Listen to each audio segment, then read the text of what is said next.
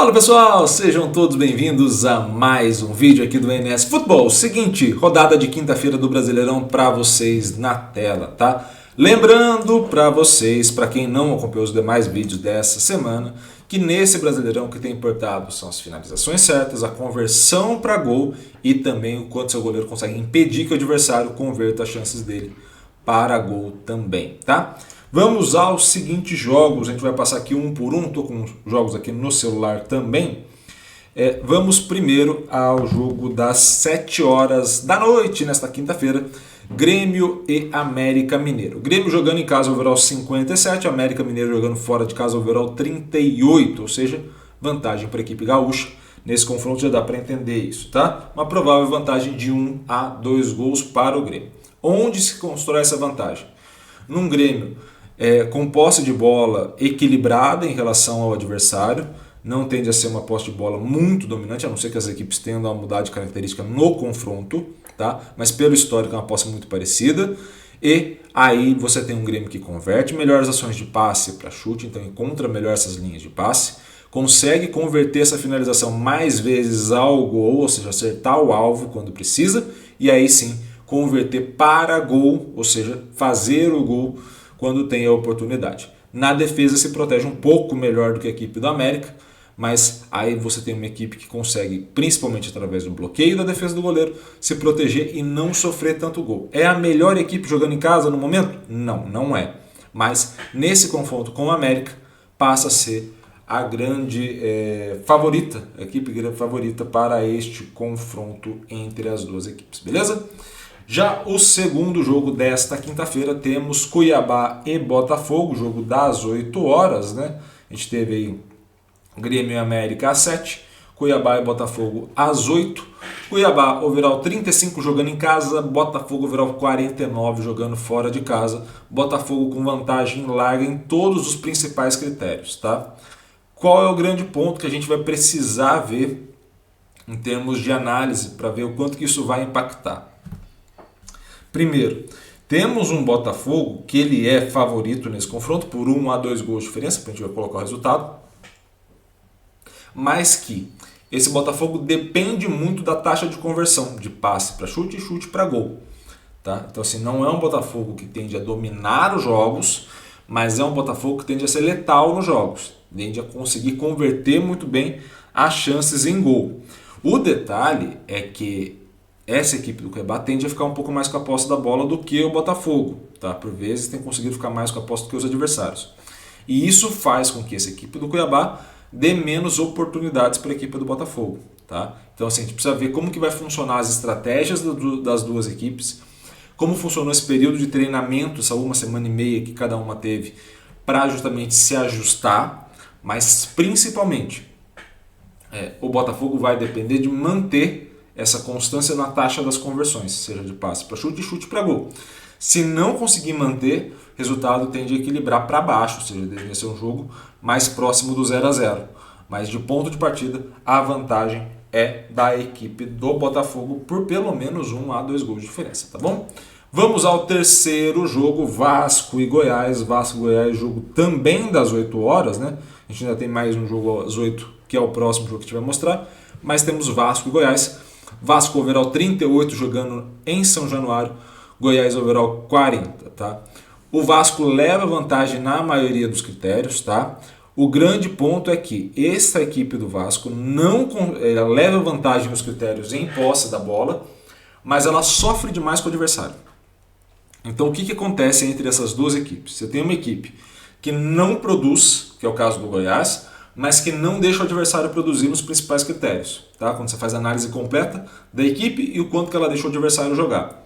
Então você tem uma equipe que não produz e também não deixa produzir. E você tem uma equipe do Vasco que ela até produz jogando no São Januário. Ela até faz bem essas ações, pelo menos melhor do que a equipe do Goiás, né, comparativamente. O grande ponto é que ela deixa a outra equipe produzir também. E por vezes mais do que ela mesma produz. Então é um Vasco muito instável, um Vasco que sofre demais, é um Vasco que fica com a posse da bola, consegue ali, alguns momentos, progredir em campo, ter uma estrutura de jogo minimamente interessante, mas peca demais na defesa, erra demais, e isso acaba custando ao Vasco esse caminho rumo às vitórias que vai precisar, tá? Qual que é o resultado mais provável nesse cenário entre Vasco e Goiás pelo histórico das duas equipes? E aí faço a ressalva de novo das semanas de trabalho, tá?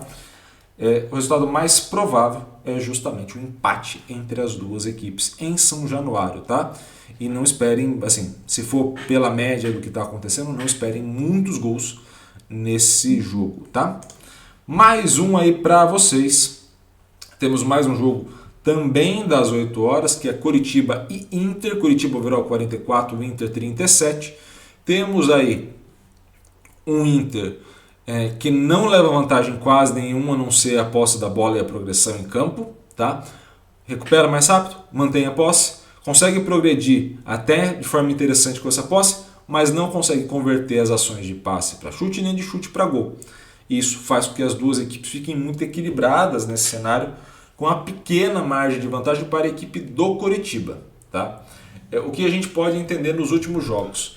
Inter vem apresentando uma evolução e o Coritiba apresenta sempre a mesma constância. Então, novamente, a gente faz o mesmo adendo a todos os jogos, que são as semanas de treinamento, e como essas equipes foram se ajustando.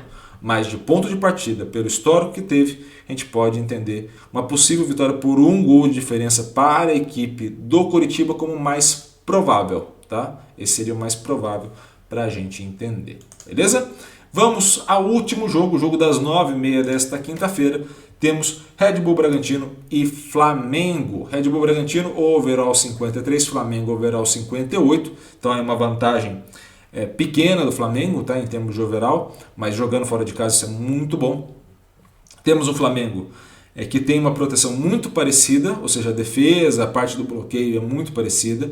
Uma defesa onde você sofre maior pressão por parte do Bragantino do que do Flamengo. Então, assim, na fase defensiva você espera um Bragantino um pouco mais agressivo nesse sentido. E aí agressivo não quer dizer faltoso, quer dizer que recupere bem essa posse, tá? Você tem um Red Bull Bragantino mais agressivo, mas você tem um Flamengo que fica mais com a posse. Ou seja, quando você tem esse tipo de embate, é quem vai conseguir se sobrepor na qualidade. Se vai ser a marcação de um lado ou necessariamente a manutenção da posse do outro, tá? Se for a manutenção da posse, o Flamengo consegue converter e também finalizar muito mal, mas apesar da pouca finalização, aproveita-se bem jogando fora de casa, tá? O que não acontece com o Bragantino. O Bragantino acaba ficando menos com a posse, converte mais para a finalização, mas quando finaliza certo e não converte para gol, tá? Então, assim, você tem uma questão de poucas oportunidades diretas no gol, mas que viram gol, no caso do Flamengo, muitas oportunidades até mesmo diretas no gol, mas que não viram gol no caso do Bragantino, e isso tem muito a ver com a finalização e com as chances criadas. Qual que é o cenário que você está criando essa finalização? É uma finalização certa, mais de fora da área, sem força? É uma finalização certa, mais uma posição que vai ser muito mais fácil o goleiro pegar? Ou, de fato, está se produzindo um grande jogo, mas não consegue converter? Então, são possíveis cenários que você vai ter aí para análise de Bragantino e Flamengo. Beleza? Espero muito que vocês tenham gostado desse vídeo. Gostou? Curta, comente, compartilhe esse vídeo com o máximo possível de gente. E, é claro, se inscreva no canal e ative o sininho para receber todas as notificações. Um grande abraço a todos, obrigado pelo carinho e pela audiência com o projeto e valeu!